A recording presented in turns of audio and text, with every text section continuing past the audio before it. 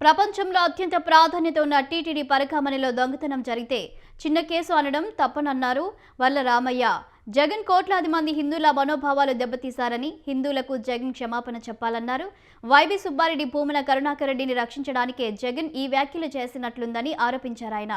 పరకామణి కేసులో ఎందుకంత ఉత్సాహం చూపిస్తున్నారో జగన్ ప్రజలకు సమాధానం చెప్పాలన్నారు వర్ల రామయ్య.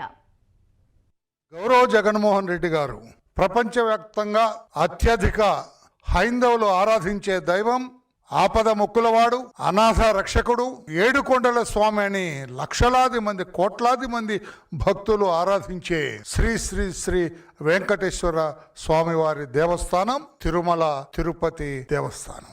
ఆ దేవస్థానంలో పనిచేసే ఒక ఉద్యోగి దొంగతనం చేసి కోట్లాది ఆస్తులు కూడబెట్టుకొని రెడ్ హ్యాండెడ్ గా దొరికితే పోలీసులు కేసు రిజిస్టర్ చేయటం, అతని మీద ఎఫ్ఐఆర్ రిజిస్టర్ చేయటం, అతని మీద ఛార్జ్ షీట్ వేయటం, అదంతా ఒక సినిమా కథ నడిచింది. అది పోలీసులు, దేవస్థానం పెద్దలు, ఈ దొంగ రవికుమార్, ఇంకా అధికారంలో ఉన్న పెద్దలు, వీళ్ళందరూ కలిసి ఆ కేసును గోల్మాల్ చేశారు. ఒక డ్రామాటిక్గా డీల్ చేశారు. ఈవెన్ పోలీస్ ఆల్సో, ఆనాటి పోలీసులు, పోలీస్ అధికారులు.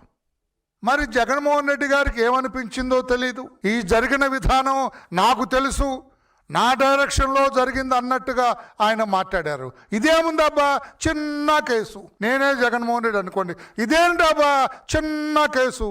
What does it mean? Jaganmohan Reddy అంటే ఈ కేసు ఆద్యంతం మొదటి నుంచి చివరి వరకు మీకు తెలుసా? ఈ రవికుమార్ అనేవాడు మీకు తెలుసా? వాడు చేసిన దొంగతనం గురించి మీకు తెలుసా? వాడి మీద కేసు పెట్టింది మీకు తెలుసా? ఆ కేసు ఎలా దర్యాప్తు చేశారో మీకు తెలుసా? అరెస్టు చేసి పోలీస్ స్టేషన్లో పిలిచి గంటలోనే వాడిని బయటకు పంపించింది మీకు తెలుసా? వాడి దగ్గర 14.5 కోట్ల రూపాయలు గిఫ్ట్గా స్వామివారికి ఇప్పించింది మీకు తెలుసా? ఎస్, చట్టానికి వ్యతిరేకంగా స్వామివారి